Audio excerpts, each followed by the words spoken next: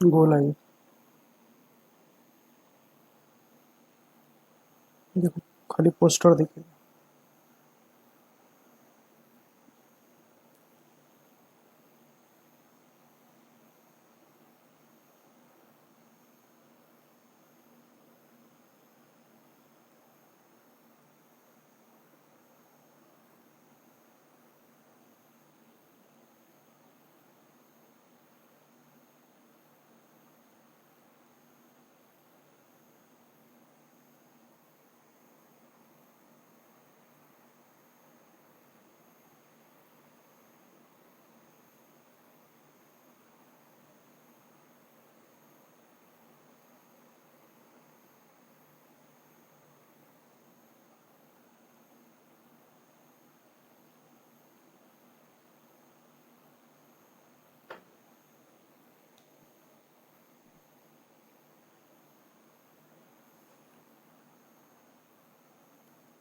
I welcome you all. I'm just waiting for some more students to join so that I can start my proceedings. Thank you, Shashank Sekhar. Shashank, are you getting my voice? Please put up a message if you are getting my voice. मेरी आवाज़ अगर आपको सुनाई दे रही है तो ज़रा मुझे कंफर्म कर दें.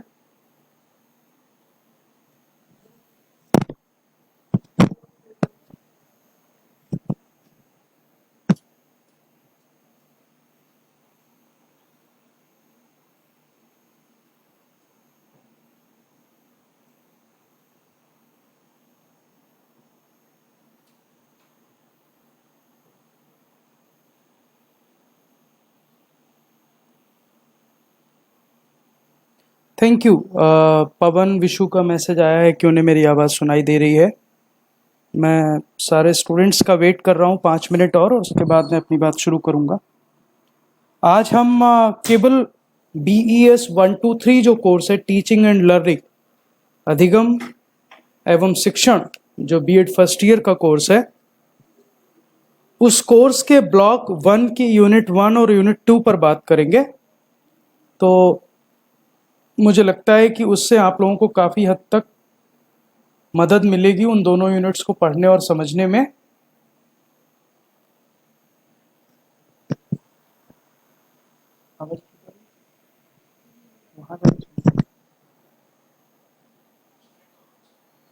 ओके. मुझे लगता है कि आप लोग बहुत मेहनत से अपने B.Ed प्रोग्राम की तैयारी कर रहे होंगे और मेरे लिए जितना संभव है यहाँ बैठकर आप लोगों से इंटरेक्ट करना उतना मैं प्रयास कर रहा हूँ. लेकिन मैं ये चाहता हूँ कि ये सूचना सभी स्टूडेंट्स तक पहुँचे. इसके लिए आप लोग भी जो आपके B.Ed फर्स्ट ईयर के बैचमेट्स हैं उन तक ये इन्फॉर्मेशन रेगुलर पहुँचाते रहें. हम लोग ये वीकली इंटरेक्शन लगातार जारी रखेंगे. सप्ताह में 1 दिन, अगर आप लोग कहेंगे तो सप्ताह में 2 दिन. मैं ये नहीं चाहता कि मैं रोज़ आप लोगों को 1 घंटा यहाँ पर बुलाऊं और आपको समय दूं. लेकिन अगर हम 1-2 यूनिट हर हफ्ते डिस्कस करेंगे तो भी हम अपने कोर्स को आसानी से पूरा कर सकते हैं. जैसे ही लॉकडाउन ओवर होगा तब आप लोग अपने आप ही अपने स्टडी सेंटर पर जो काउंसलिंग्स हैं वहाँ जाएंगे और अपनी काउंसलिंग को करेंगे, अपनी काउंसलिंग देखेंगे. काउंसलिंग में अपने काउंसलर से इंटरेक्ट करेंगे, अपनी समस्याओं के बारे में उनसे चर्चा करेंगे. लेकिन जब तक ये संभव नहीं है मैं यहाँ बैठकर आपको जितनी मदद कर सकता हूँ उसके लिए प्रयास कर रहा हूँ. और इसीलिए मैंने ये सोचा, पिछले शनिवार को जब हम मिले थे तब हमने बहुत सारे नॉर्मल इश्यूज़ पर बात की थी. इंटर्नशिप कैसे होगी, वर्कशॉप कहाँ होगी, स्टडी सेंटर कैसे पहुँचेंगे, मटेरियल कैसे मिलेगा, वो सब जनरल इश्यूज़ थे. हमने काफ़ी हद तक डिस्कशन किए. लेकिन मुझे लगा कि कुछ एकेडमिक इनपुट्स भी हमें देने चाहिए और इसीलिए मैंने, चूँकि अभी 3 दिन पहले ही BES 121 का लाइव इग्नू के ऑफिशियल फेसबुक पेज से हुआ था. चूँकि वो फैकल्टी वहीं पास में रहती हैं तो वो लगातार BES 121 के सेशन लेती रहेंगी. तो मुझे लगा कि एक और कोर्स मैं शुरू करता हूँ व्यक्तिगत तौर पर और इसीलिए मैंने ये BES 123 चुना है, जिस कोर्स को हम टीचिंग एंड लर्निंग के नाम से जानते हैं. हम सब टीचर्स हैं. टीचर्स लगातार अपने विद्यार्थियों से मिलते हैं, उनके साथ चर्चा करते हैं, उन्हें पढ़ने पढ़ाने में मदद करते हैं. ऐसे में हमारे लिए ज़रूरी हो जाता है कि हम इस अधिगम और शिक्षण के मूलभूत सिद्धांत, मूलभूत संप्रत्ययों, बेसिक कॉन्सेप्ट्स और बेसिक थियरीज को समझें। मैं इस डिस्कशन को बाइलिंगुअल रखने की कोशिश करूंगा ताकि हिंदी और अंग्रेजी दोनों माध्यम के विद्यार्थी इससे लाभान्वित हो सके। मैंने आपसे पहले भी निवेदन किया था कि आप लोग अपना ब्लॉक 1 थोड़ा सा पढ़ कर आएँ। मुझे उम्मीद है कि आप में से कुछ लोग जरूर पढ़कर आए होंगे, और अगर नहीं पढ़कर आए हैं तो अगली बार से मैं फिर से आपसे निवेदन करूंगा कि जब भी मैं जिस भी कोर्स या जिस भी यूनिट का डिस्कशन करूं, आप लोग उसे पहले से पढ़कर आएँ। उससे आपको ही बहुत लाभ मिलने वाला है। मैं बहुत ज़्यादा डिटेल में बात नहीं करूंगा, लेकिन कम से कम यूनिट 1 और यूनिट 2 जो है इस कोर्स की, ब्लॉक 1 की, आज उन 2 यूनिट में क्या इंपॉर्टेंट कॉन्सेप्ट्स हैं, वो यूनिट वहाँ क्यों हैं, उन कॉन्सेप्ट्स का क्या मतलब है, वो कॉन्सेप्ट्स कैसे पढ़े जा सकते हैं, उसमें आपकी मदद करूंगा। उसके बाद हम क्वेश्चन आंसर्स लेंगे। तो अभी लगभग 41 लोग जुड़ चुके हैं सेशन से, तो मुझे लगता है कि मुझे अपनी बात शुरू कर देनी चाहिए। मैं ट्रांजिशन मोड में जा रहा हूं, आप लोग 2 मिनट धैर्य रखिएगा। मैंने एक व्यवस्था की है कि आपको लाइव डिस्कनेक्ट नहीं करना पड़ेगा, मैं इसी लाइव में आपको दूसरे मोड में लेकर जाऊंगा। So I am just trying to change that.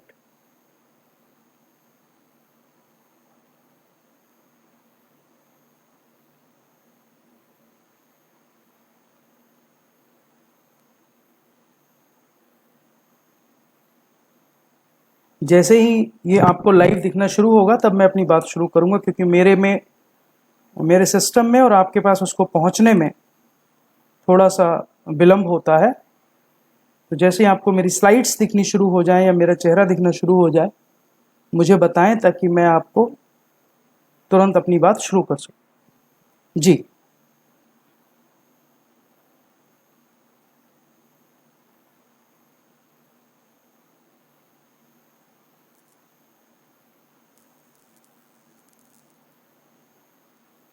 ठीक। अब मैं अपनी बात शुरू करता हूं। विद्यार्थियों, हम आज जिस ब्लॉक पर चर्चा कर रहे हैं वो ब्लॉक 1 है, और उसका शीर्षक है लर्निंग पर्सपेक्टिव्स एंड अप्रोचेस, अधिगम, परिप्रेक्ष्य और उपागम। एक्चुअली लर्निंग को हम लोग सामान्य भाषा में सीखना भी कहते हैं, मनोवैज्ञानिक भाषा में इसके लिए अधिगम शब्द प्रयोग होता है। तो आप लोग अधिगम को लेकर के बहुत ये ना सोचे कि ये कौन सा शब्द आ गया, कहाँ से आ गया। अधिगम शब्द जनरली हम लर्निंग के लिए यूज करते हैं। आज हम इसके डिफरेंट डायमेंशंस पर अपनी बात आगे बढ़ाएंगे। सबसे पहले तो ये जाने कि ये जो कोर्स है BES 1, 2, 3, इसमें हमारे 4 या 5 मेजर फोकस एरियाज हैं। पहला फोकस एरिया ये है कि हम आपको ये समझाने की कोशिश करें कि लर्निंग और टीचिंग, सीखना और पढ़ाना, अधिगम और शिक्षण, ये इनको अलग अलग रूप में नहीं देखना चाहिए, इनको होलिस्टिकली एक प्रोसेस के रूप में देखना चाहिए। इसलिए आजकल जो शब्द इस्तेमाल हम करते हैं वो हम बात करते हैं teaching learning process, because teaching and learning both are integrated with each other. दोनों एक दूसरे के साथ जुड़े हुए हैं। ऐसा नहीं है कि टीचिंग कहीं और होगी, लर्निंग कहीं और होगी, ऐसी कोई स्थिति है नहीं। तो लर्निंग और टीचिंग को होलिस्टिकली एक साथ देखने की जरूरत है। ये कोर्स आपको इसके बारे में बात करता है। साथ ही जैसा कि हम जानते हैं कि अभी जो लर्निंग थ्योरी जिस पर हम ज़्यादा काम कर रहे हैं, जो जिस पेडागोजिकल अप्रोच पर हम लोग ज़्यादा ध्यान दे रहे हैं, वो कंस्ट्रक्टिविज्म है। और कंस्ट्रक्टिविज्म ये मानता है कि कुछ भी पढ़ाया नहीं जा सकता, अध्यापक का काम पढ़ने में मदद करना हो सकता है। आप सीखने में मददगार हैं, तो जो लर्निंग और टीचिंग की प्रोसेस है, शिक्षण और अधिगम की प्रक्रिया है, इसको ज्ञान निर्माण की प्रक्रिया के रूप में देखना चाहिए। It should be viewed as a process for construction of knowledge. ये इस कोर्स का एक फोकस है। साथ ही हमने इस कोर्स में यह भी ध्यान दिया है कि आप जो ये कंस्ट्रक्शन ऑफ नॉलेज की प्रोसेस है, जो ज्ञान निर्माण की प्रक्रिया है, जो कक्षा में होनी है, उसके लिए कौन सी उचित अधिगम युक्तियां, लर्निंग स्ट्रैटेजीज, लर्निंग रणनीतियां, अधिगम रणनीतियां, सीखने की कौन सी युक्तियां आप प्रयोग कर सकते हैं। तो उचित अधिगम युक्ति या सीखने के तरीके का कैसे पहचान करें, how to identify appropriate learning strategy for facilitating construction of knowledge, हमने इस कोर्स में इस पर बात की है। साथ ही जो टीचिंग लर्निंग प्रोसेस है वो बहुत कॉम्प्लेक्स प्रोसेस है। It is not a linear process, कोई ऐसी सीधी सीधी रेखा में चलने वाली प्रक्रिया नहीं है कि एक अध्यापक कुछ पढ़कर आएगा, बच्चों को कुछ बता देगा, बच्चे सीख जाएंगे। नहीं, टीचिंग लर्निंग के प्रोसेस में बहुत सारी चीजें इन्वॉल्व होती हैं। कक्षा का माहौल, वातावरण कैसा है, बच्चे की तैयारी कैसी है, बच्चे का बैकग्राउंड कैसा है, टीचर की भाषा क्या है, टीचर कौन सी लैंग्वेज, कौन से शब्द, उसकी वोकैबुलरी कैसी है, टीचर का बच्चों के साथ इंटरेक्शन के समय व्यवहार कैसा है, क्या बच्चे और टीचर एक ऐसा कंड्यूसिव लर्निंग एनवायरनमेंट क्रिएट कर पा रहे हैं जहां बच्चे फ्रीली अपने क्वेश्चन कर सकें और टीचर उनके प्रश्नों का उत्तर ढूंढने में उनकी मदद कर सके। तो ये एक बड़ी कॉम्प्लेक्स प्रोसेस है टीचिंग लर्निंग प्रोसेस। तो ये कैसे कॉम्प्लेक्स है, इसको आप एनालाइज कर सकें, इसके बारे में हमने इसमें बात की है। और साथ ही इस कोर्स में हमने ये भी फोकस की है कि टीचिंग लर्निंग प्रोसेस के जितने भी डायमेंशंस हैं, डिफरेंट डायमेंशंस, उन पर हम चर्चा कर सकें। और टीचर का role as a professional teacher और as a facilitator for learning, क्योंकि मैं लगातार बात कर रहा हूं कि कंस्ट्रक्टिविज्म ये कहता है कि शिक्षक की भूमिका एक मददगार की है जो अधिगम में मदद करती है। यदि अरविंदो को आप याद करिए तो महर्षि अरविंद ने कहा था, नथिंग कैन बी टॉट, कुछ भी पढ़ाया नहीं जा सकता, but everything can be learn, सब कुछ सीखा जा सकता है। इसका मतलब सीखने में हमारी भूमिका एक अध्यापक के तौर पर अपने विद्यार्थियों को मदद करने की है, एक फैसिलिटेटर की है। तो वो हम कैसे अपनी भूमिका निभा सकते हैं और अन्य विभिन्न भूमिकाओं में बात कर सकते हैं। और साथ ही ये कोर्स इस पर भी बात करता है कि आप एक टीचर के तौर पर कैसे नई नई युक्तियां, नई नई विधियां, नई नई रणनीतियों का प्रयोग कर सकते हैं, कैसे अपनी कक्षा की जो समस्याएं हैं, क्लासरूम प्रॉब्लम्स हैं, उनको सॉल्व करने के लिए एक्शन रिसर्च, क्रियात्मक अनुसंधान कैसे कर सकते हैं। तो इन सारे मोटे मोटे बिंदुओं पर इस पूरे पाठ्यक्रम के 4 ब्लॉक की 16 यूनिट्स में फोकस किया गया है। मैं बहुत कम स्पीड में चलूंगा, तो आज मैं केवल यूनिट 1 और यूनिट 2 की बात करूंगा। अगली बार हम तय कर लेंगे कि हमें वेडनेसडे मिलना है या सैटरडे मिलना है, तब हम यूनिट 3 और यूनिट 4 की बात करेंगे। समय यदि ये अप्रोप्रिएट है तो ये, अन्यथा आप लोग जो समय बताएंगे हम इसके बाद जब भी सेशन खत्म हो जाएगा तो 5 मिनट आपसे डिस्कस करेंगे कि क्या टाइम रहना चाहिए और किन दिनों पर हमें करना चाहिए ताकि अधिक से अधिक विद्यार्थी इसका लाभ ले सके। अब मैं बात करता हूं सबसे पहले ब्लॉक 1 की। आपको स्टडी मटेरियल में 4 ब्लॉक मिलेंगे। जिन्होंने सॉफ्ट कॉपी डाउनलोड कर ली है उन्होंने ऑलरेडी देख लिए होंगे। हार्ड कॉपी जब आपके पास पहुंचेगी तो इस कोर्स में कुल 4 ब्लॉक का मतलब पतली पतली 4 किताबें हैं। पहले ब्लॉक का शीर्षक है लर्निंग पर्सपेक्टिव्स एंड अप्रोचेज, अधिगम अर्थात सीखना, इसके परिप्रेक्ष्य और उपागम। इसमें हमने कोशिश की है आपको अधिगम अर्थात लर्निंग की अर्थ, उसकी प्रकृति, उसकी प्रक्रियाएं समझा सके, और साथ ही जो लर्निंग थ्योरीज इस्तेमाल होती हैं, जो अधिगम की डिफरेंट थ्योरीज हैं, उनका आप प्रयोग कर सकें, और जो डिफरेंट अप्रोचेज यूज हो रही हैं उनका आप प्रयोग कर सकें। इसकी जो पहली यूनिट है उस यूनिट का टाइटल है अंडरस्टैंडिंग लर्निंग, अधिगम को समझना, अधिगम की समझ कि अधिगम आखिर है क्या, अधिगम का अर्थ क्या है, अधिगम कैसे होता है, अधिगम प्रक्रिया कैसे काम करती है, इस सब पर हम बात करेंगे इस यूनिट में। इस यूनिट में हमारा पहला फोकस जो है वो है meaning and dimensions of learning, अधिगम का अर्थ और अधिगम के विभिन्न आयाम। What comes under learning and what not, क्या चीज अधिगम में आती है और क्या नहीं। हम जीवन में बहुत सारी चीजें सीखते हैं, कुछ अच्छी चीजें भी सीखते हैं, कुछ गलत चीजें भी सीखते हैं, कुछ चीजें डेलिबरेटली सीखते हैं अर्थात उन्हें हम सीखना चाहते हैं इसलिए सीखते हैं, कुछ चीजें हमारे अनुभव हमें स्वयं सिखा देते हैं जिन्हें हम सीखना नहीं चाहते लेकिन फिर भी वो हमारे काम आते हैं। तो फिर क्या चीज सीखने के अंतर्गत आती है, किस चीज को हम लर्निंग कहते हैं और किस चीज को हम लर्निंग नहीं कहते हैं, इस पर इस यूनिट में फोकस किया गया है। उसके बाद concept related to learning, learning से संबंधित बहुत सारे संप्रत्यय हैं जैसे मैच्योरेशन, प्रौढ़ता, टीचिंग, शिक्षण, इंस्ट्रक्शन, अनुदेशन। इन कंसेप्ट्स में क्या अंतर है, ये कंसेप्ट्स क्या हैं, इसके बारे में हमने यूनिट 1 में बात की है। उसके बाद अब मैं एक एक करके आगे बढ़ता हूं। साथ ही इस यूनिट में हमने कोशिश की है आपको उन फैक्टर्स के बारे में बताने की, उन कारकों के बारे में बताने की जो अधिगम में मददगार हैं। और जैसा कि हम जानते हैं सभी बच्चे एक तरह से नहीं सीखते, कोई पढ़ के ज्यादा सीखता है, कोई देख के ज्यादा सीखता है, कोई सुन के ज्यादा सीखता है। तो हर एक बच्चे का लर्निंग स्टाइल अलग अलग होता है। तो हमने इस यूनिट में यह भी बात की है कि डिफरेंट लर्निंग स्टाइल्स क्या होते हैं, ये हमें जानने की जरूरत है ताकि हम अपने ज्यादा से ज्यादा स्टूडेंट्स की मदद कर सकें। और पेस ऑफ लर्निंग, पढ़ने की, सीखने की अपनी एक गति होती है। हमारी गति यदि हमारे विद्यार्थियों की गति से मैच नहीं करती, हम बहुत तेजी से अपना सिलेबस पूरा कर रहे हैं और हमारे बच्चों की जो सीखने की, अधिगम करने की गति है, पेस है, वो उतना तेज नहीं है, तो हम पढ़ा देंगे, बच्चे नहीं सीखेंगे। हम उनके सामने सब कुछ प्रस्तुत कर देंगे, बच्चे सब कुछ नहीं सीखेंगे। तो पेस ऑफ लर्निंग का शिक्षण अधिगम प्रक्रिया में बहुत महत्व है। आपको यह समझना चाहिए पेस ऑफ लर्निंग कैसे मैनेज करते हैं, इसकी हमने इस यूनिट में बात की है।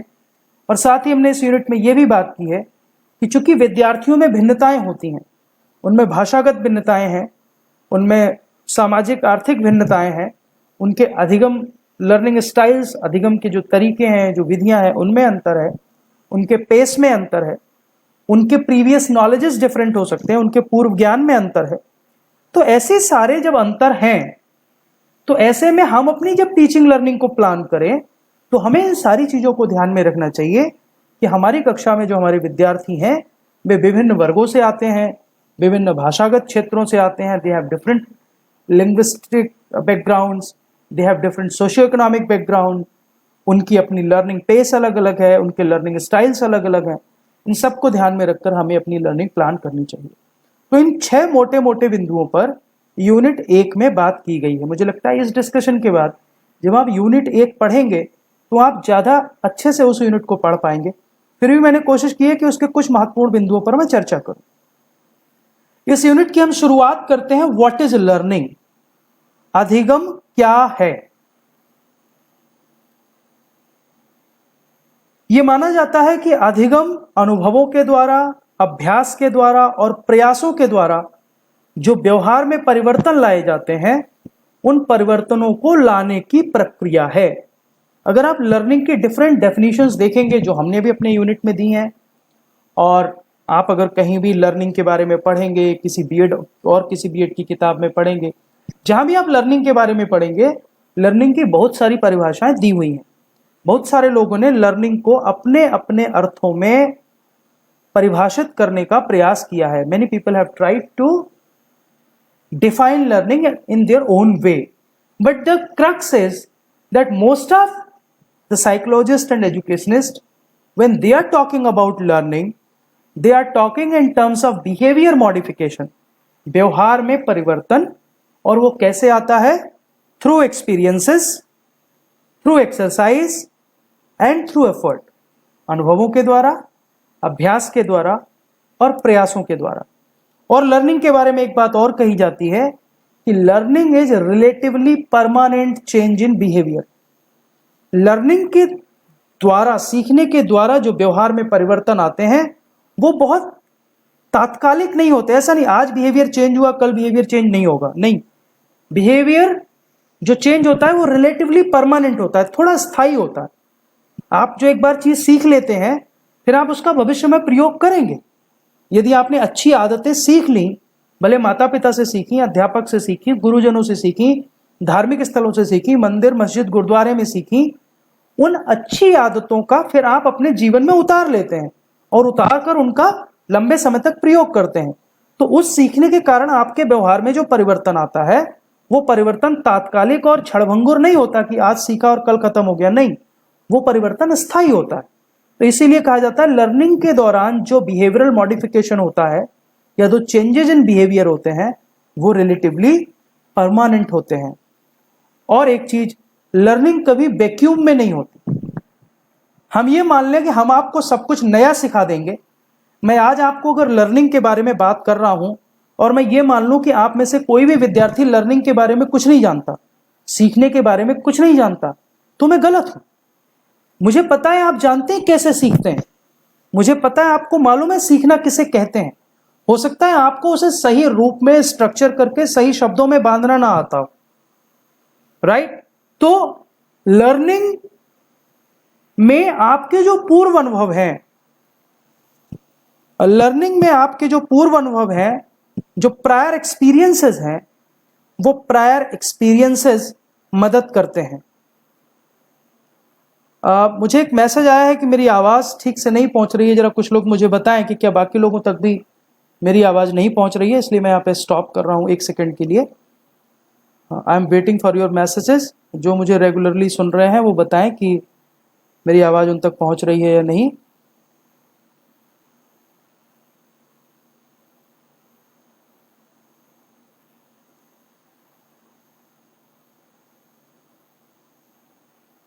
क्योंकि मेरे सिस्टम में शो हो रहा है कि वॉइस ठीक जा रही है, इनपुट ठीक है, मेरा इंटरनेट स्पीड भी ठीक है, सो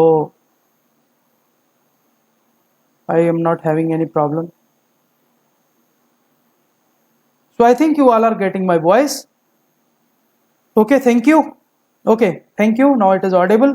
So, मैं बात कर रहा था कि learning occurs as a result of prior experiences. जो आपके पूर्व अनुभव हैं, जो आपके पूर्व अनुभव हैं, वो आपके अधिगम में मदद करते हैं। इसीलिए आप देखिए, यदि हम अपने बच्चों को कभी प्रयोग करिए, अपने बच्चों को आप एक चित्र दिखाइए, केवल चित्र, उस चित्र के बारे में कोई बात मत करिए, उनसे कहिए इस चित्र में कुछ पात्र हैं और इन पात्रों पर आपको एक कहानी लिखनी है।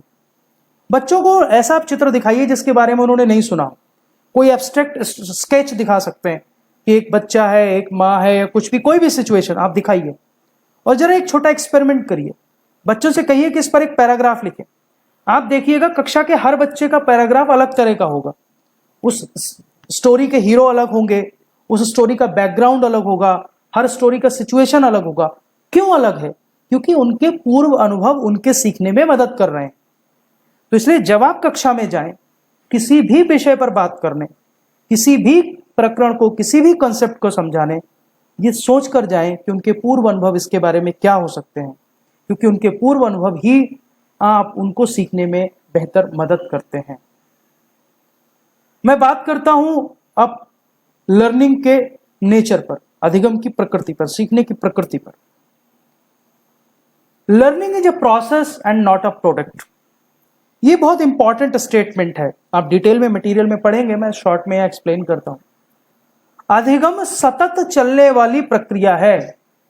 मनोवैज्ञानिकों ने कहा है कि अधिगम जन्म से प्रारंभ होता है और मृत्यु होने तक निरंतर चलता रहता है। We keep on learning either formally और इनफॉर्मली। हम या तो विद्यालय में किसी टीचर के पास, किसी गुरु के पास फॉर्मल तरीके से सीखने जाते हैं, या फिर जो हम जीवन में अनुभव करते हैं उन अनुभवों से हम सीखते हैं। और सीखने की ना कोई उम्र होती है, ना कोई समय। हम किसी भी समय, कभी भी, किसी से भी कुछ भी सीख सकते हैं। भारतीय शास्त्रों में तो वृक्षों को, नदियों को, चींटी को, पेड़ को, सबको गुरु बताया गया। हम सबसे सीख सकते हैं। इसलिए एक चीज ये हमें ध्यान रखनी है कि निरंतर चलने वाली प्रक्रिया का नाम लर्निंग है। Learning is a continuous process. Learning कोई प्रोडक्ट नहीं। लर्निंग हमेशा या तो लक्ष्य केंद्रित होती है या उद्देश्यपूर्ण होती है। हम ऐसे ही कुछ सीखने नहीं जाते। हम जब भी कुछ सीखने के लिए अपने आप को तैयार करते हैं, हमारे विद्यार्थी जब भी कुछ सीखने के लिए तैयार करते हैं, तो वो क्यों सीख रहे हैं? आज आप यदि मेरे सेशन में आए हैं तो क्यों आए हैं? आप एक लक्ष्य लेकर आए हैं कि शायद आपके यूनिट में जो इंपॉर्टेंट कॉन्सेप्ट्स हैं, उन कॉन्सेप्ट्स को मैं थोड़ा एक्सप्लेन करूंगा, ताकि आप जब मटेरियल को पढ़ें तो आप उन कॉन्सेप्ट्स को बेहतर तरीके से समझ पाए। इसका मतलब आपका एक उद्देश्य है। हर अधिगम का, हर प्रकार के सीखने का एक उद्देश्य होता है। एक प्लेयर एक कोच के पास जाता है तो वो सीखने जाता है कि कोच मुझे खेल को अच्छे तरह से सीखना सिखाएगा। आप स्विमिंग सीखने जाते हैं तो आपका लक्ष्य होता है। आप विद्यालय आते हैं तो आपका आगे बढ़ना लक्ष्य है, कुछ योग्यता अर्जित करना आपका लक्ष्य है। ये ठीक है कि शॉर्ट टर्म गोल या लॉन्ग टर्म गोल हो सकते हैं, बट लर्निंग हमेशा पर्पसिव और गोल ओरिएंटेड होती है, उत्पाद नहीं होता। लर्निंग कोई उत्पाद नहीं है, कोई प्रोडक्ट नहीं है कि आज हमने कुछ सीख लिया, ये हमें मिल गया, ये हमारी लर्निंग है। नहीं, it is always continuously keep on working, keep on going, ये स्टॉप नहीं होती। मैंने पहले भी कहा लर्निंग में कुछ डिग्री ऑफ परमानेंस इन्वॉल्व होता है। परमानेंस मतलब स्थायित्व होता है। हम जो सीखते हैं वो थोड़ा स्थायी होता है, उसमें रोज रोज बदलाव नहीं होते, एडिशन होते रहते हैं, मॉडिफिकेशन होते रहते हैं। एक बार जो सीखा अगली बार उससे बेहतर सीखेंगे, कुछ और उसमें ऐड करेंगे, फिर कुछ और सीखेंगे, कुछ और उसमें ऐड करेंगे। तो learning involves some degree of permanence and learning is change in response और बिहेवियर। लर्निंग के द्वारा, अधिगम के द्वारा हमारी प्रतिक्रिया में बदलाव आते हैं, हमारे व्यवहार में बदलाव आते हैं। एक उदाहरण के लिए, यदि आप एक शिक्षक हैं, आपने लेसन प्लान बनाना नहीं सीखा, फिर भी आप कक्षा में पढ़ा रहे हैं। आपने टीचिंग लर्निंग मटेरियल को इंटीग्रेट करना नहीं सीखा, फिर भी आप कक्षा में पढ़ा रहे हैं। लेकिन जब आप लेसन प्लान बनाना या टीचिंग लर्निंग मटेरियल को इंटीग्रेट करना सीख लेते हैं, फिर जब आप अपना कक्षा में पढ़ाते हैं तो कक्षा में आपके रिस्पॉन्स में परिवर्तन आ जाता है। जब आप लर्नर को अंडरस्टैंड करके पढ़ाने की कोशिश करते हैं, तब आप के व्यवहार में जो परिवर्तन आता है, विद्यार्थियों को समझने का प्रयास करते हैं, यह लर्निंग है। तो लर्निंग की प्रकृति में है कि लर्निंग से हमारी प्रतिक्रिया देने में और हमारे व्यवहार में दोनों में परिवर्तन आता है। Learning is organising experiences. अधिगम हमारे अनुभवों को संगठित करता है। कई बार क्या होता है, हम बहुत सारे अनुभव टुकड़ों में करते हैं, कोई अनुभव यहां कर लिया, कोई अनुभव वहां कर लिया।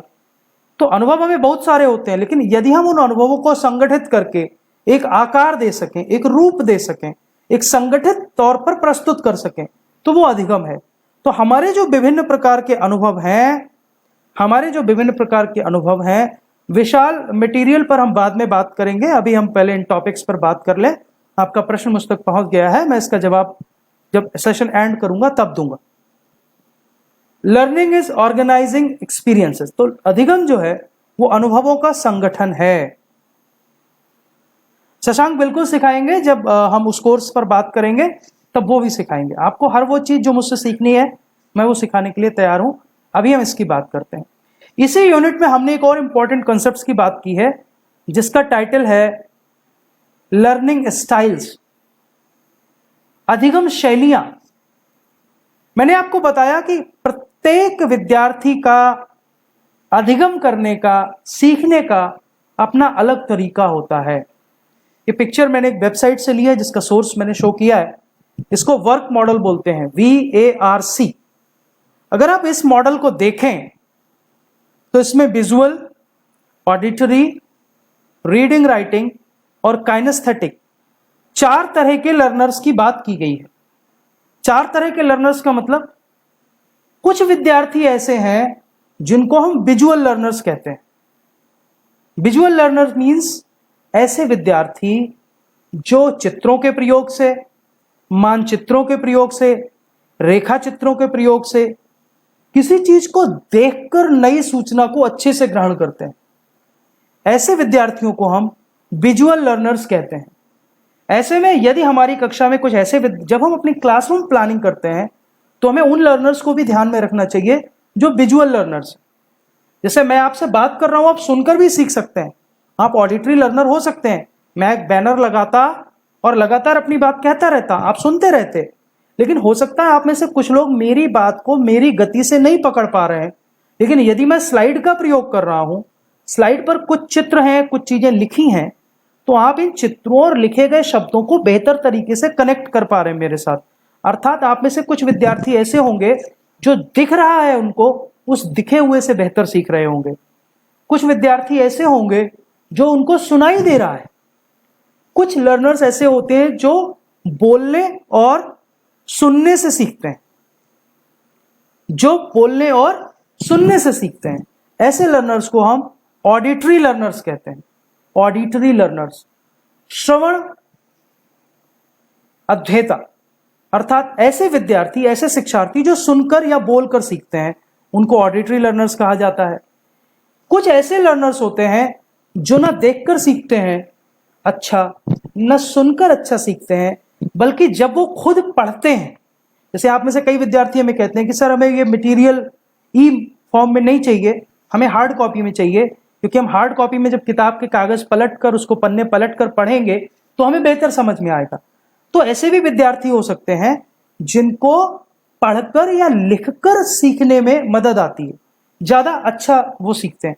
पुरानी कहावत है कि यदि आप बोलकर पढ़ते हैं तो आप एक स्तर पर सीखते हैं, यदि आप बोलते हुए लिख लेते हैं तो आप दूसरे स्तर पर सीखते हैं, और आप केवल देखते हैं, बोलते हैं और लिखते हैं, तीनों काम करते हैं तो आप और ऊंचे स्तर पर सीखते हैं। तो कुछ लर्नर्स ऐसे हैं जो रीडिंग और राइटिंग से सीखते हैं, ऐसे लर्नर्स को हम रीडिंग राइटिंग लर्नर्स कहते हैं। और कुछ लर्नर्स ऐसे हैं जो विजुअल, ऑडिटरी या रीडिंग राइटिंग की बजाय आपके जो हाव भाव हैं, आपके फेशियल एक्सप्रेशंस हैं, आप जिन क्यूज का इस्तेमाल कर रहे हैं, जो टेक्टाइल रिप्रेजेंटेशन है, जिससे वो, या कोई उनको ऐसा वस्तु दे रहे हैं जिसको वो छूकर अनुभव कर सकते हैं, touch. Tactile means, kinaesthetic means they can use their senses, their hands to touch. आप उनको दूर से बताइए कि सूक्ष्मदर्शी ऐसा होता है, उसका एक चार्ट बनाइए, नहीं समझेंगे। उनको सूक्ष्मदर्शी के पास लेकर जाइए, सूक्ष्मदर्शी उनके हाथ में दीजिए, जब सूक्ष्मदर्शी उनके हाथ में आएगा तो उसे छुएंगे, उसको टच करके देखेंगे और उसको बेहतर सीखेंगे। तो ऐसे विद्यार्थियों को हम काइनेस्थेटिक लर्नर्स कहते हैं। तो ये जो है, ये अलग प्रकार का लर्निंग स्टाइल है, ये अलग प्रकार का लर्निंग स्टाइल, ठीक। तो इसके बारे में और डिटेल में आपके मटेरियल में बात की गई है। मैं केवल जो इंपॉर्टेंट टॉपिक्स हैं आपके मटेरियल के, उनको शॉर्ट में यहां एक्सप्लेन करने की कोशिश कर रहा हूं, जिससे अब आप जब अपनी यूनिट पढ़ेंगे तो आपको अपनी यूनिट पढ़ने में मजा आएगा और आप उसको बेहतर ढंग से समझें। इसी यूनिट में हमने एक और कॉन्सेप्ट पर बात की है, जिस कॉन्सेप्ट को हम कहते हैं मोड्स ऑफ लर्निंग, अधिगम के तरीके। अभी तो हमने बात की लर्नर कितने प्रकार के होते हैं पिछली स्लाइड में। अब मैं बात कर रहा हूं लर्निंग के तरीके, सीखने के तरीके। लर्निंग बाय ऑब्जर्वेशन, हम अवलोकन करके सीखते हैं। और देखिए, ऑब्जर्वेशन से आप लोग ये अर्थ बिल्कुल मत लगाइएगा कि ऑब्जर्वेशन का मतलब केवल आंखों से देखना होता है। अगर आप ऑब्जर्वेशन स्किल पर डिटेल में पढ़ेंगे, आपकी मटेरियल में कुछ जगह इसकी चर्चा है, तो observation involves the use of your all senses, all senses. तभी आप ऑब्जर्व करते हैं। आप मूवी देखने जाते हैं, क्या आप केवल आंखों से पिक्चर देखते हैं? नहीं, आप आंखों से देखते हैं, आप कानों से सुनते हैं, आप अपने आसपास के वातावरण को अनुभव करते हैं, उस अनुभव से रोमांचित होते हैं, तभी तो आप रोमांच लेते हैं। यदि वो रोमांच आपको केवल आंखों से देखने में या सुनने में हो जाए, तो आप फिर मूवी सिनेमा घर में देखने क्यों जाएं? आप मूवी टीवी पर क्यों नहीं देखना प्रेफर करते? बहुत सारे लोग हैं कहते नहीं, सिनेमा घर में मैच आ रहा है तो स्टेडियम में देखने का अलग आनंद है, क्योंकि स्टेडियम में तो छोटा दिखता है, फिर भी देखने जाते हैं, क्योंकि वो रोमांच जो आपके सेंसेस अनुभव करते हैं, उसको आप केवल स्क्रीन पर देखकर अनुभव नहीं कर सकते। तो लर्निंग ऑब्जर्वेशन से भी होती है, और observation involves each and every sense. It is more than one sense is involved in observation. Observation is not only through eyes. दूसरा है लर्निंग बाय इमिटेशन। छोटे बच्चों को देखिए, बच्चे कैसे सीखते हैं? बहुत सारी चीजें बच्चे आपको देखकर, आपकी अनुक्रिया करके, आपको दोहरा कर, आपकी नकल करके सीखते हैं। बड़ी कक्षाओं में भी आप अपने विज्ञान के विद्यार्थियों को, मैं एक उदाहरण ले रहा हूं, मान लीजिए प्रयोगशाला में किसी उपकरण का, मान लीजिए पिपेट ही है, पिपेट से लिक्विड कैसे सक करते हैं, ये बच्चे को सिखाना है। विद्यार्थी को कक्षा 8 में तो नहीं, 9, 10, 11, 12 में आपको सिखाना है। तो जब तक आप पिपेट को ठीक से पकड़ना नहीं सिखाएंगे, जब तक आप परखनली को ठीक से पकड़कर नहीं बताएंगे, जब तक आप नहीं बताएंगे कहां पर आपको उंगली का प्रयोग करना है, किस जगह आपको थंब का प्रयोग करना है, तब बच्चे आपको ऑब्जर्व करेंगे, आपको इमिटेट करेंगे और तब सीखेंगे। प्रैक्टिस तो करेंगे, ऑब्जर्वेशन के साथ इमिटेशन भी इन्वॉल्व होता है। तो लर्निंग का एक तरीका इमिटेशन भी है, अर्थात दूसरों को की नकल करके सीखना। Learning by trial and error, ये सीखने को एक्सप्लेन करने की सबसे पुरानी सिद्धांतों में से एक है। आप लोग जब मटेरियल पढ़ेंगे तो वहां पढ़िएगा, ईएल थॉर्नडाइक की थ्योरी है, ट्रायल एंड एरर थ्योरी। वो कहते हैं कि हम बहुत सारे प्रयास करते हैं, गलतियां करते हैं, गलतियों से सीख लेते हैं, उन गलतियों में सुधार करते हैं और फिर सीखते हैं। Every mistake, every failure is a learning. कोई भी असफलता नहीं है, वो एक सीखना है, एक अधिगम है। तो बहुत सारे लोग, बहुत सारे बच्चे ट्रायल एंड एरर से भी सीखते हैं। ऐसे बच्चे खासतौर पर जो स्लो लर्नर्स हैं, जो बच्चे एक बार में आपके बताने पर नहीं सीख पाते, एक बार आपके बताने पर नहीं सीख पाते, आप उनको एक्सरसाइजेस देते हैं, खूब सारी एक्सरसाइज देते हैं। वो एक बार गलती करते हैं, 2 बार गलती करते हैं, धीरे धीरे उनकी गलतियां कम होती जाती हैं और वो सीख लेते हैं। तो ट्रायल एंड एरर से बच्चे सीखते हैं। लर्निंग बाय इंसाइट, इसके बारे में भी लर्निंग थ्योरी है, हम उसकी आगे कभी बात करेंगे। इंसाइट थ्योरी ये मानती है कि हम सब कुछ केवल ऑब्जर्वेशन, इमिटेशन और ट्रायल एंड एरर से नहीं सीखते। बीइंग अ ह्यूमन बीइंग, हमारे अंदर एक आत्म तत्व होता है, हमारे अंदर एक इंसाइट होती है जो हमें अचानक से कुछ समाधान दे देती है। और इसके लिए बड़ा अच्छा प्रयोग है जो चिंपैंजी पर किया गया था। एक चिंपैंजी को बंद कर दिया गया था एक बॉक्स में और उस पिंजड़े में, और पिंजड़े के ऊपर केले लटका दिए गए थे, नीचे एक छड़ी डाल दी गई। चिंपैंजी सोचा मैं केले उतार लूंगा। चिंपैंजी ने केले उतारने की कोशिश की, उससे केले नहीं उतरे। चिंपैंजी ने बहुत प्रयास नहीं किए ट्रायल एंड एरर की तरह कि मैं कूदता रहूं, 1 हफ्ते तक कूदता रहूं, तब तक केले सड़ जाएंगे। नहीं, उसकी नजर पास में पड़ी, छड़ी पर पड़ी। उसे अचानक से कुछ दिमाग में आया, उसने छड़ी उठाई और केलों को मारी और केले उतार लिए। अर्थात उसके अंदर इंसाइट थी, उसके अंदर एक अंतः प्रज्ञा थी, जिस अंतः प्रज्ञा ने उसे सिखाया। मनुष्यों में अंतः प्रज्ञा अधिक होती है, बहुत सारी चीजें हम इंसाइट से सीखते हैं। एनिमल्स में इंसाइट कम होती है as compare to human being. That's why human being are superior. Yes, it is Kohler's principle. Himanshu Gupta is correct. So all these things are modes of learning. कैसे बच्चे सीखते हैं, इस सब की बात हमने इकाई 1 में की है। इसी इकाई 1 में एक और इंपॉर्टेंट कॉन्सेप्ट है जिसकी हमने बात की है, transfer of learning. Vikas Rao, it is Kohler's theory, insight theory. हम जब थ्योरीज की बात करेंगे तब इस पर डिटेल में बात करेंगे। मैंने इसलिए अभी यहां डिटेल में बात नहीं की क्योंकि मैं मोड्स की बात कर रहा था। इस यूनिट में अंत में हमने बात की है ट्रांसफर ऑफ लर्निंग। एक परिस्थिति में सीखे गए ज्ञान का दूसरी परिस्थिति में हस्तांतरण कई तरह से होता है। पॉजिटिव ट्रांसफर, जैसे आप जब टाइपराइटर पर जो लोग टाइपिंग सीखते थे, एक समय था कि टाइपराइटर पर लोग सीखते थे, उसके बाद कंप्यूटर्स का कीबोर्ड आया, तो जो लोग टाइपराइटर पर बेहतर टाइपिंग कर पाते थे, जब कंप्यूटर की आया तो उन्होंने कंप्यूटर पर टाइपिंग करना कंपैरेटिवली तेज गति से सीखा।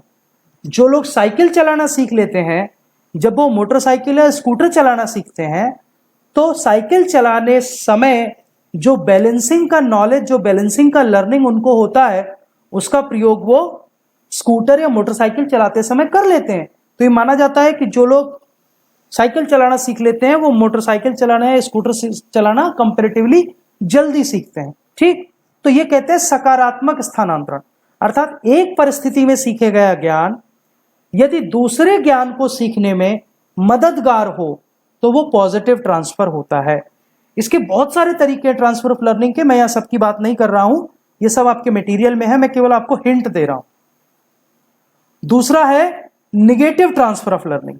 Yes, negative transfer of learning, जब एक परिस्थिति में सीखा गया ज्ञान दूसरी परिस्थिति या किसी नए ज्ञान को सीखने में बाधक हो।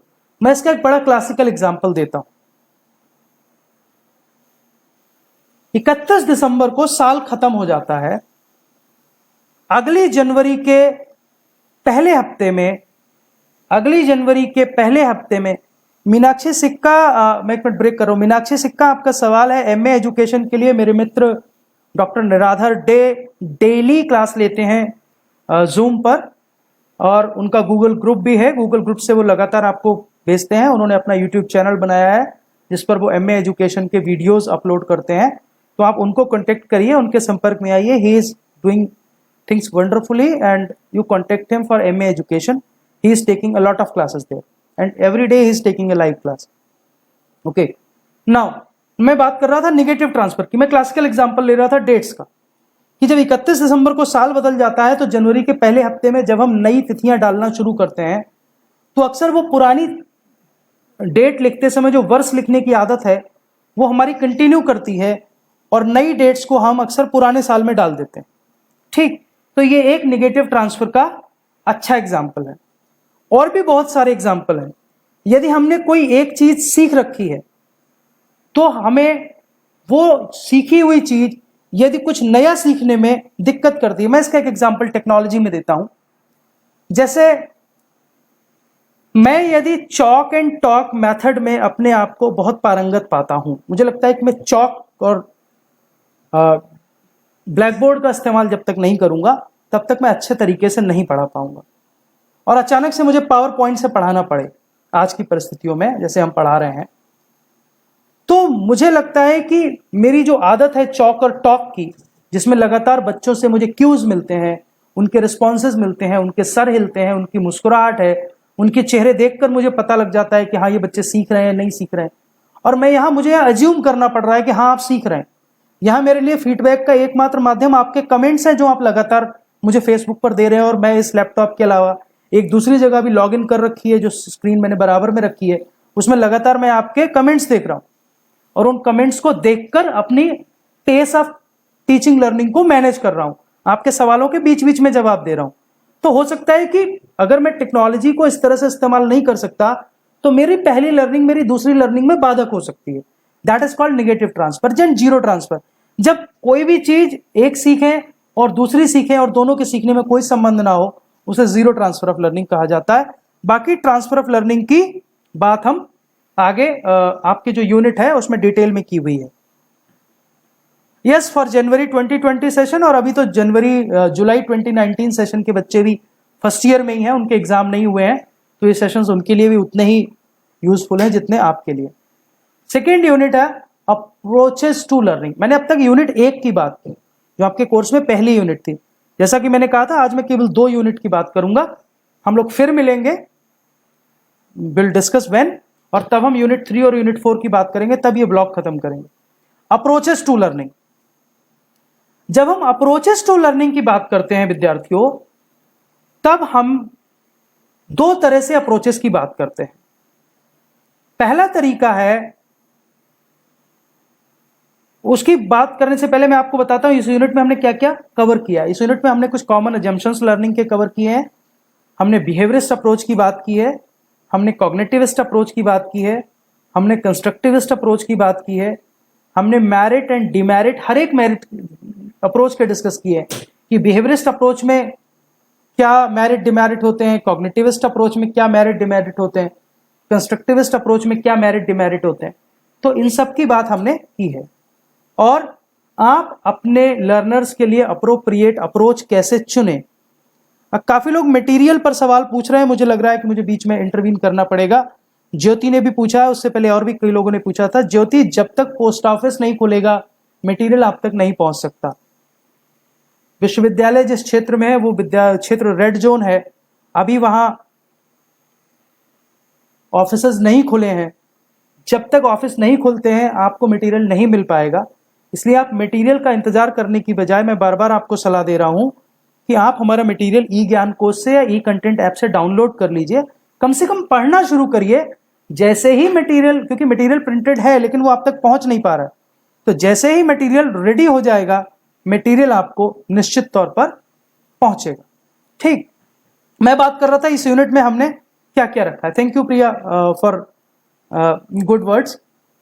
कुछ अजम्पशंस लर्निंग के बारे में, बिहेवियरिस्ट, कॉग्निटिविस्ट और कंस्ट्रक्टिविस्ट थ्योरी दोनों के मेरिट और डिमेरिट्स, तीनों थ्योरीज के, और एक अच्छी अप्रोप्रिएट अप्रोच कैसे चुने, इन सब के बारे में हमने यूनिट 2 में बात की है।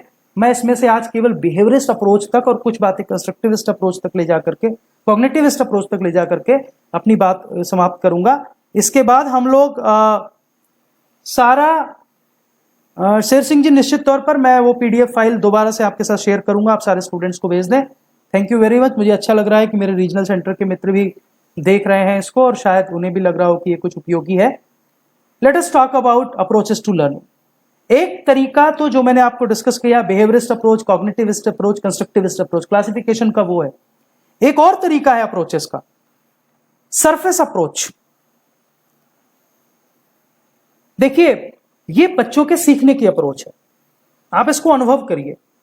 आप जब कक्षा में पढ़ाने जाते हैं तो कुछ बच्चे आपको ऐसे मिलेंगे जो सरफेस अप्रोच के साथ सीखते हैं, अर्थात मैं क्वेश्चंस का जवाब दे लूं, एग्जाम में पास हो जाऊं, बस जो आपने पढ़ाया है उसको रटकर आंसर कॉपी पे लिख दूं और पास हो जाऊं।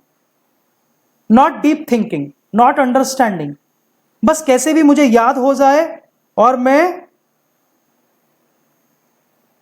अपने जो इमीडिएट ऑब्जेक्टिव्स हैं, जो तात्कालिक लक्ष्य है, उनको प्राप्त कर लूं। तो जिनकी ऐसी लर्निंग अप्रोच होती है वो सरफेस अप्रोच होती है। ठीक। दूसरा डीप अप्रोच। डीप अप्रोच में क्या होता है, कुछ ऐसे विद्यार्थी होते हैं, thank you very much sir, I am happy that my honourable vice chancellor sir is also giving me the basis, thank you very much sir, I am trying from my home to help my learners. जो हमारी deep approach है, उस deep approach में आपको कक्षा में कुछ ऐसे विद्यार्थी मिलेंगे जो केवल पास होने के लिए नहीं पढ़ते, बल्कि वो इसलिए पढ़ते हैं, इसलिए सीखते हैं कि वो उस बात को समझ सकें, उस जो भी कंसेप्ट आप समझा रहे हैं उनकी गहराई तक जाने का प्रयास करते हैं। जब वो उनकी गहराई तक जाने का प्रयास करते हैं तो ये डीप अप्रोच कहलाती है। This is called deep approach of learning. Deep approach of learning. तो लर्निंग की एक तो सरफेस अप्रोच है और डीप अप्रोच है। मैं यहाँ एक और तीसरी अप्रोच की बात करता हूं। आजकल विद्यार्थी स्ट्रैटेजिक अप्रोच अपनाते हैं। ये स्ट्रैटेजिक अप्रोच क्या है? एक्चुअली जब उनके सामने कंटेंट आता है, जैसे आपके सामने जो हमारा स्टडी मटेरियल आता है, आप पहले उसके पूरे स्टडी मटेरियल को पूरा देखते हैं, इसमें क्या यूनिट्स हैं, क्या कंसेप्ट्स हैं, क्या सब कंसेप्ट्स हैं। और जब आप इनको देखते हैं तो आप एक अपने अंदर एक पिक्चर बनाते हैं, एक माइंड मैप बनाते हैं कि कौन सा कॉन्सेप्ट मुझे डिटेल में समझने की जरूरत है, कौन सा कॉन्सेप्ट मैं सरफेस अप्रोच से समझ लूंगा। तो आप एक स्ट्रैटेजी प्लान करते हैं कि अगर एक यूनिट में 8 कॉन्सेप्ट हैं, 7 कॉन्सेप्ट हैं, कौन सा कॉन्सेप्ट मुझे बहुत डिटेल में पढ़ने की जरूरत है, मेरे लिए बहुत ज्यादा उपयोगी हो सकता है, उसके लिए आप डीप अप्रोच अपनाएंगे। कौन से कॉन्सेप्ट को मैं केवल एक बार देख लूंगा, इसकी बहुत ज्यादा एप्लीकेशन नहीं है लेकिन इसको समझने की जरूरत है, डीप अप्रोच के लिए सरफेस अप्रोच तक जाने की जरूरत है, तो वो आप एक स्ट्रैटेजी प्लान करते हैं।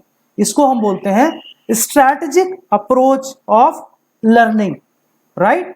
तो एक तो मैंने आपको बताई कॉग्निटिविस्ट, बिहेवियरिस्ट और कंस्ट्रक्टिविस्ट अप्रोच जो लर्निंग थ्योरीज पर बेस्ड है। और एक जब हम अप्रोचेस की बात करते हैं लर्निंग की, तो बच्चे किस अप्रोच से सीखते हैं, उनके सीखने की क्या अप्रोच है, इसके आधार पर भी लर्निंग अप्रोचेस को हम क्लासिफाई करते हैं। चलिए अब हम बात करते हैं बिहेवियरिस्ट अप्रोच की। एक्चुअली जो बिहेवियरिस्ट अप्रोच है वो बिहेवियरिज्म स्कूल ऑफ थॉट से निकली है और वो ये मानती है कि अधिगम के द्वारा बच्चे के व्यवहार में परिवर्तन लाया जा सकता है। यदि मैं यहां पर जेवी वॉटसन को कोट करूं तो जेवी वॉटसन ने कहीं कहा है कि मुझे 1 दर्जन बच्चे दे दीजिए, मैं किसी भी बच्चे को कुछ भी बना सकता हूं। अर्थात वो ये मानते थे कि जो एनवायरनमेंट है उससे बच्चों के व्यवहार में डिजायर्ड चेंजेस लाए जा सकते हैं, हेरिडिटी का उतना रोल नहीं होता। बिहेवियरिस्ट अप्रोच बेसिकली स्टिमुलस और रिस्पॉन्स पर काम करती है कि जब बच्चों को कोई स्टिमुलस दिया जाता है, कोई उद्दीपक दिया जाता है, उस उद्दीपक पर एक प्रतिक्रिया होती है। यदि प्रतिक्रिया सकारात्मक है तो बच्चे उस प्रतिक्रिया को सीख लेते हैं, उसको परमानेंट बना लेते हैं, अन्यथा उनकी प्रतिक्रियाएं बदलती रहती हैं। तो जो प्रतिक्रियात्मक थ्योरीज हैं वो सारी बिहेवियरिस्ट उपागम में आती हैं और इसके सबसे क्लासिकल थ्योरी को हम पावलोव्स क्लासिकल कंडीशनिंग थ्योरी कहते हैं। पावलोव बेसिकली साइकोलॉजिस्ट नहीं थे, पावलोव एक बायोलॉजिस्ट थे। हमने कक्षा 11-12 में जब डाइजेस्टिव सिस्टम की फिजियोलॉजी पढ़ी थी, तब डाइजेस्टिव सिस्टम में हमने पढ़ा था कि पावलोव ने पाचन कैसे होता है इस पर रिसर्च किया था। लेकिन जब वो पाचन पर रिसर्च कर रहे थे तब उन्होंने अपना जो सब्जेक्ट था रिसर्च का, डॉग, उसके बिहेवियर में कुछ चेंजेस देखे। उसके जो लोग पीछे के सवाल पूछ रहे हैं उनसे मैं रिक्वेस्ट करूंगा कि ये चूंकि फेसबुक पर सेव हो जाएगा वीडियो, तो जब आप पर समय मिले एक बार फिर से इस वीडियो को प्ले करके देखें तो आपके बहुत सारे प्रश्नों का उत्तर आपको वहां मिल जाएगा। Pavlov classical conditioning theory, Pavlov classical conditioning theory में उन्होंने कहा कि स्टिमुलस और रिस्पॉन्स के बीच एक कंडीशनिंग होती है, कनेक्शन बनता है, दिस कॉल्ड कनेक्टिविज्म। और उसका उन्होंने उदाहरण ऐसे दिया कि जब वो अपना प्रयोग कर रहे थे, उन्होंने देखा कि वो प्रयोग तो ये कर रहे थे कि कुत्ते में लार की मात्रा कितनी निकलती है। वो कुत्ते की लार पर एक्सपेरिमेंट कर रहे थे, लेकिन एक्सपेरिमेंट करते करते वैज्ञानिक हैं, चिंतक हैं, उन्होंने कुछ और ऑब्जर्व किया। उन्होंने देखा कि जब मैं कुत्ते के पास भोजन लेकर जाता हूं तब कुत्ते की लार निकलती है, और थोड़े दिन बाद उन्होंने अनुभव किया कि उनके भोजन लेने जाने से पहले ही कुत्ते की लार इस संकेत पर निकल जाती है कि भोजन आने वाला है। इसको इन्होंने एक्सप्लेन किया conditioned response, unconditioned response, conditioned stimulus और अनकंडीशनड स्टिमुलस। भोजन एक अनकंडीशनड नेचुरल स्टिमुलस है, लार के लिए एक प्राकृतिक स्टिमुलस है, जबकि लार एक नेचुरल रिस्पॉन्स है। खाना देखेंगे तो लार आएगी, लेकिन वो क्या करते थे, वो पहले घंटी बजाते थे, लेकिन घंटी बजाने से किसी की लार नहीं आती। घंटी लार के लिए नेचुरल स्टिमुलस नहीं है, वो अनकंडीशनड स्टिमुलस है। तो उन्होंने क्या किया, वो पहले घंटी बजाते थे, देखा कुत्ते की लार नहीं आई, घंटी बजाया, खाना लेकर गए, कुत्ते की लार आई, अर्थात लार कुत्ते की आई खाने को देखकर। लेकिन धीरे धीरे कुत्ते ने सीख लिया, डॉग ने सीख लिया कि पहले घंटी बजती है फिर खाना आता है। तो वो कैसे कंडीशनड हुआ कि वो घंटी और खाने से लार टपकते टपकते एक समय ऐसा आया जब वो घंटी बजाए और कुत्ते की लार आनी शुरू हो गई खाना पहुंचने से पहले। अर्थात ये जो लार टपकने का नेचुरल रिस्पॉन्स था, ये घंटी जैसे अनकंडीशनड रिस्पॉन्स को कंडीशनड रिस्पॉन्स में बदल दिया। तो घंटी में भोजन के गुण की कंडीशनिंग हो गई। मैं इसका एक और बहुत क्लासिकल एग्जांपल देता हूं। चौराहे पर पुलिस का सिपाही अपने इशारे से गाड़ियों को इधर उधर आने जाने की अनुमति देता है। उसके वरिष्ठ अधिकारी, चाहे वो जिले के एसपी हों, पुलिस के बड़े अधिकारी हों, उनकी जब गाड़ी वहां से गुजरती है तो वह उन्हें सैल्यूट भी देता है। लेकिन वो कभी ये करते करते इतना अभ्यस्त और इतना बिजी हो जाता है कि वो गाड़ी जब भी निकलती है, भले उसमें साहब बैठे हो या ना बैठे हो, वो गाड़ी को सैल्यूट देने लगता है। This is conditioning, this is conditioning, कि वो साहब के होने का गुण गाड़ी में ट्रांसफर हो गया। वो गाड़ी को देखकर सैल्यूट दे देता है, साहब गाड़ी में हो या ना हो। ये भी क्लासिकल कंडीशनिंग का एग्जाम्पल है। इसमें बहुत सारे और लक्षण है, एक्सटेंशन है, इमीडिएट रिकवरी है। इन सब के बारे में हमने अपने मटेरियल में डिटेल में बात की है, तो मैं यहां पर वो सारी चीजें डिस्कस नहीं कर रहा हूं, केवल बेसिक आइडिया आपको दे रहा हूं। जब आप इसको पढ़कर समझेंगे तो आपको वहां समझने में मदद मिलेगी। रूबी कुमारी सारे प्रश्न पूछ सकते हैं, अपने प्रश्न आप लिखते रहिए और मैं उनका उत्तर दूंगा, लेकिन मैं पहले ये सत्र पूरा करूंगा, फिर मैं कंप्लीट लाइव मोड में आकर आपसे आपके प्रश्नों का जवाब दूंगा। जी यस, कमेंट बॉक्स में ही आप लोगों को प्रश्न पूछने हैं। स्किनर ऑपरेंट कंडीशनिंग थ्योरी, ये दूसरी कंडीशनिंग है, ये उल्टी है। वहां देखिए स्टिमुलस रिस्पॉन्स था, यहां रिस्पॉन्स को स्टिमुलेट किया जाता है, अर्थात वहां एसआर बॉन्ड था, यहां आरएस बॉन्ड है। दोनों में अंतर समझिए। पावलोव की थ्योरी में पहले खाना आता था, स्टिमुलस था, तब लार आती थी, रिस्पॉन्स था। यहां पर इन्होंने जो कबूतर पर एक्सपेरिमेंट किया, एक बॉक्स में कबूतर को बंद कर दिया, उस बॉक्स में 4 पॉइंट थे, कबूतर उन चारों पॉइंट पर भूख लगने पर अपनी चोंच मारता था। एक पॉइंट उसमें से सही था, एक पॉइंट इसमें से सही था। Yes, you can put your messages even after the live class, so it doesn't matter, you can put your comments after the live class also. मैं उसके बाद भी उनके सवालों का जवाब देता रहता हूं, पूरे 1 हफ्ते तक देता हूं, जब तक कि मेरा अगला सत्र नहीं हो। जी, तो स्किनर की जो ऑपरेंट कंडीशनिंग थी, उसमें उन्होंने क्या किया, एक बॉक्स में कबूतर को बंद किया, 4 पॉइंट बनाए, और उसमें एक ही पॉइंट ऐसा था जिससे भोजन मिल सकता था।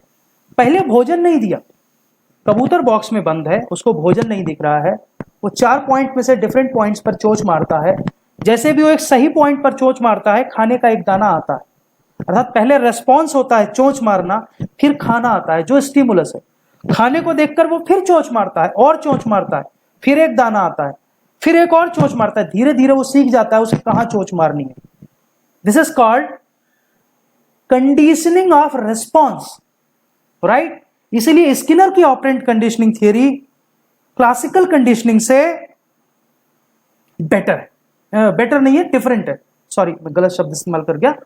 स्किनर की operant conditioning theory stimulus response की बजाय रिस्पॉन्स स्टिमुलस की बात करती है। इसीलिए जब हम इस थियोरी की बात करते हैं तो क्लास में इसका एप्लीकेशन ये है कि जब हम बच्चों को पढ़ना बताएं, उससे पहले उनको बताएं कि वो हम उनको क्यों कोई चीज बताना चाहते हैं। तो अपने लर्निंग ऑब्जेक्टिव्स को आप स्पेसिफिकली डिजाइन करें। और ये पूरी जो स्किनर की ऑपरेंट कंडीशनिंग थ्योरी है, ये रीइंफोर्समेंट पर बेस्ड है, पुनर्वलन पर बेस्ड है। बच्चों को प्रेज करना, ग्रेड देना, उनको उत्साहवर्धन करना, उनके ऐसा नहीं कि आप उनको बहुत बड़ा प्राइज दे देते हैं हर बार, लेकिन वेरी गुड अगर आप बोल देते हैं किसी बच्चे के अच्छे उत्तर पर, उसकी तरफ यदि आप मुस्कुरा भी देते हैं तो आपका मुस्कुराना ही एक अच्छा रीइंफोर्सर है। वो आप अच्छे जेस्चर्स को यूज करिए। आप क्लास में बहुत गुस्से में रहेंगे, बच्चों की बात नहीं सुनेंगे, उनकी तरफ आंखें ततेरेंगे, तो फिर आपके जो बॉडी लैंग्वेज है वो अच्छी तरह से यूज नहीं हो पाएगी।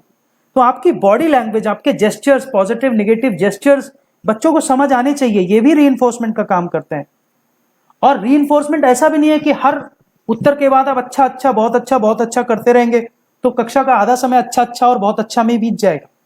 ठीक, तो कब यूज करना है, कितने समय पर यूज करना है, कहां यूज करना है, यह आपको ध्यान रखना है।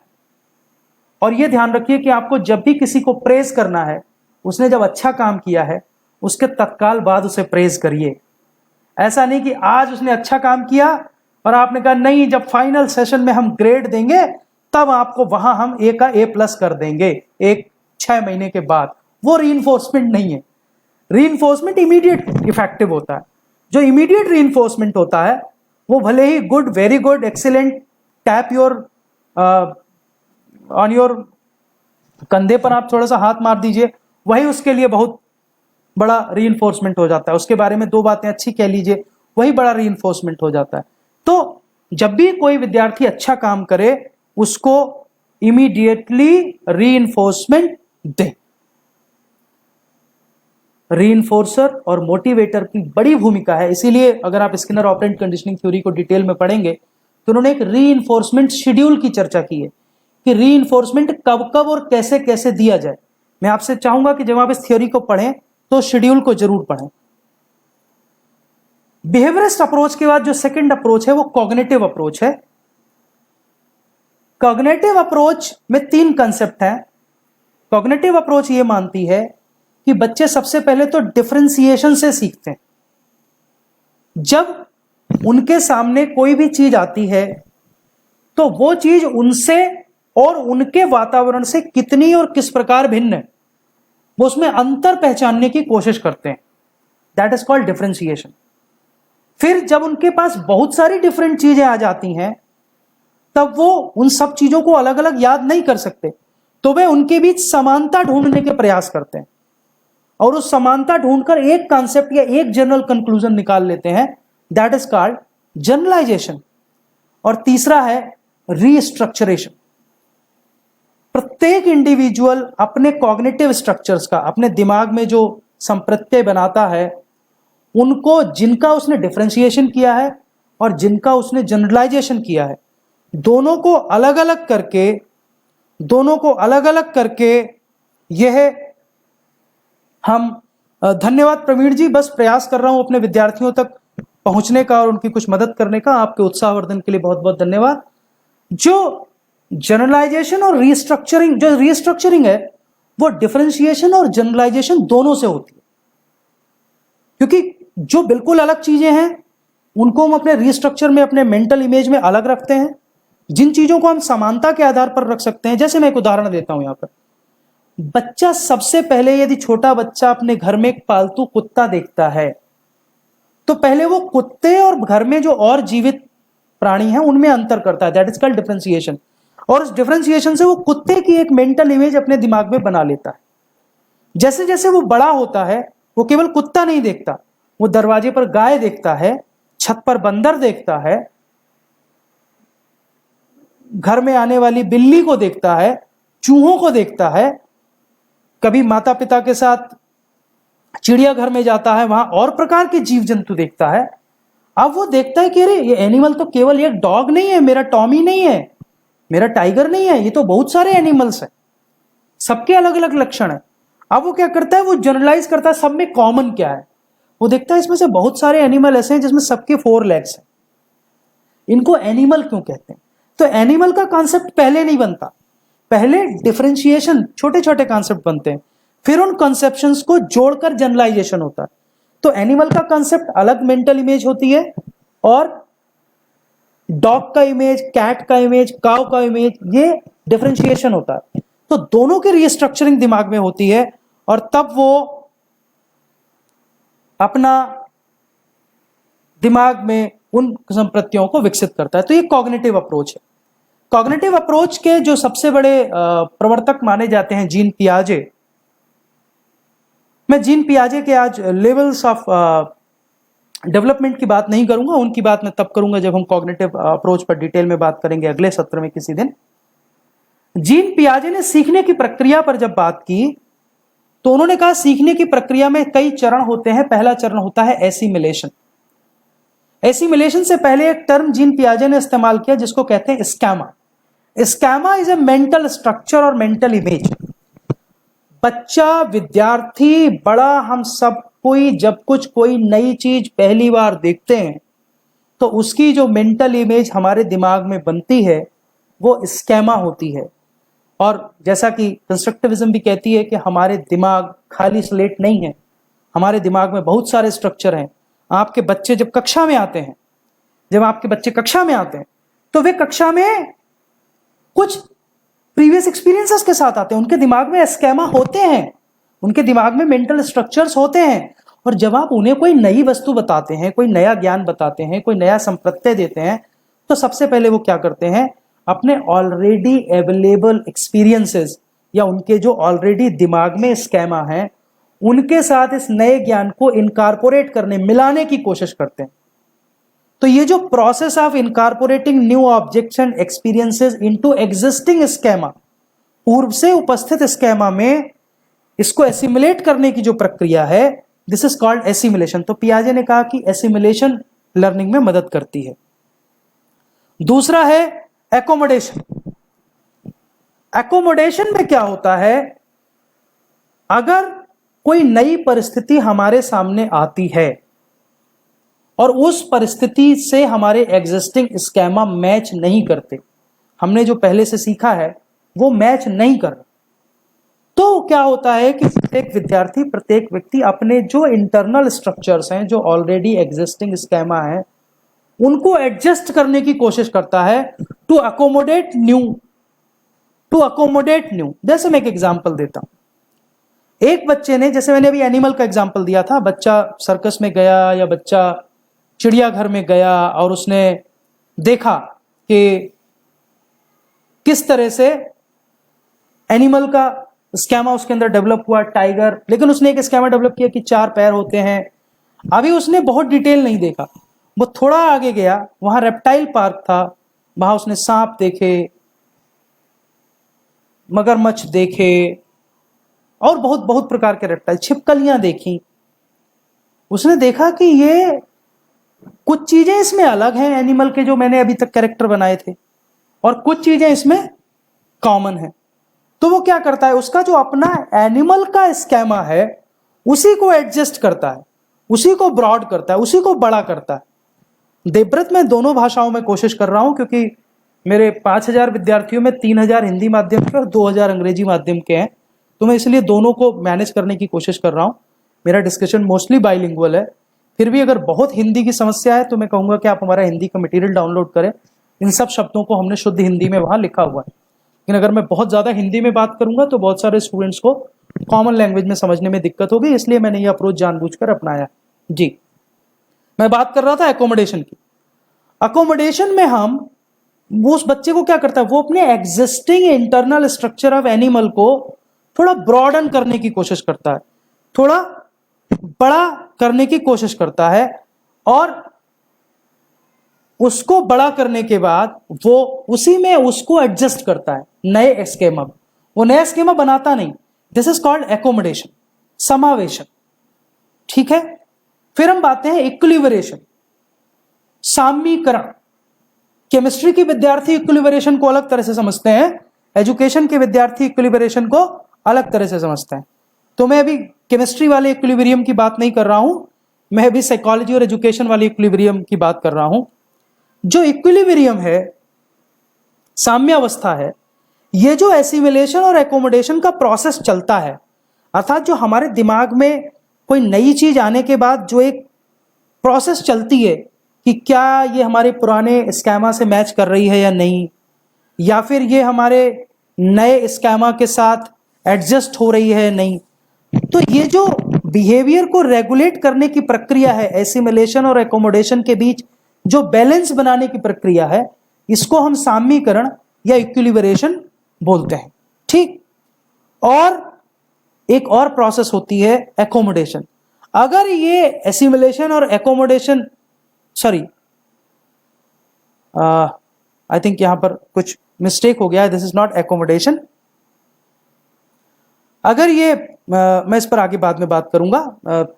अच्छा, आज मैंने आपसे यूनिट 2 पर बात की और यूनिट 2 के केवल कुछ मुद्दों पर बात की। मैंने अभी यूनिट 2 में पियाजे की थ्योरी और यूनिट 3 में जिसमें learning of construction of knowledge है, इसमें डिटेल में हम बात करेंगे कंस्ट्रक्टिविज्म क्या है, पियाजे, ब्रूनर, विगोत्स्की, नोवाक की बात करेंगे, टीचिंग लर्निंग प्रोसेस में इनका क्या योगदान है, zone of proximal development, scaffolding, इन सब की बात डिटेल में करेंगे। तो इस सब पर मैं अगले सत्र में बात करूंगा, अगली बार जब आपसे मिलूंगा। आप लोग बस ये बता दीजिए क्या सैटरडे है। यदि आप ये एग्री करें कि आप यूनिट 3 और यूनिट 4 बुधवार तक पढ़कर रेडी होंगे, तो पहले पढ़िए। बिना पढ़े आप आएंगे तो मेरी बातें बहुत सारी ऊपर से निकल जाएंगी। अगर आप पढ़कर आएंगे तो आप नोट करके लाएंगे कि पढ़ के मुझे ये चीज समझ में नहीं आई, तो मैं सर से ये सवाल भी पूछ सकता हूं, पूछ सकती हूं, और मैं इनके बारे में आगे बात भी कर सकते हैं। ठीक। Yes, that was yes, thank you स्वदेश। एक्चुअली मैं मिस कर गया था। ये लास्ट जो एकोमोडेशन लिखा है, ये एकोमोडेशन नहीं, एडेप्टेशन। ये एडेप्टेशन है। ये स्लाइड बनाते समय मुझसे गलती हुई है, मैं इसको स्वीकार करता हूं, आई विल चेंज इट। ये एडेप्टेशन आप इसको लें। एडेप्टेशन क्या होता है? जब एसिमिलेशन एकोमोडेशन काम नहीं करता, जब पुराने एग्जिस्टिंग स्कीमा से हम नहीं कर पाते, अपने स्कीमा को ब्रॉडन करके नहीं कर पाते, तब हम नए एनवायरनमेंट के साथ एडजस्ट होते हैं। नए एनवायरनमेंट के साथ एडजस्ट होकर एक नया स्कीमा डेवलप करते हैं और अपने ब्रेन में नई चीज को अकोमोडेट करते हैं, नए एनवायरनमेंट के साथ एडजस्ट होते हैं। That is called adaptation. ठीक है। तो मैं बात कर रहा था अगले सत्र में हमें किस पर बात करनी है। हम कंस्ट्रक्टिविज्म पर बात करेंगे, पियाजे, ब्रूनर, विगोत्स्की, नोवाक पर बात करेंगे, zone of proximal development, scaffolding, cognitive apprenticeship, इस पर बात करेंगे और कंस्ट्रक्टिविज्म की डीपर अंडरस्टैंडिंग आपको देने की कोशिश करेंगे। साथ ही हम बहुत सारी लर्निंग स्ट्रैटेजीज पर बात करेंगे, active learning, situated learning, collaborative learning. ये 2 स्लाइड्स मैंने इसलिए प्रेजेंट की ताकि मैं आपको बताऊं कि हमारा अगला लक्ष्य क्या है। हमारा अगला लक्ष्य आपको इन मुद्दों पर बात करना है। मैं चाहता हूं कि हम वेडनेसडे मिलें। वेडनेसडे को यूनिट 3 और 4 पर हम बात करेंगे।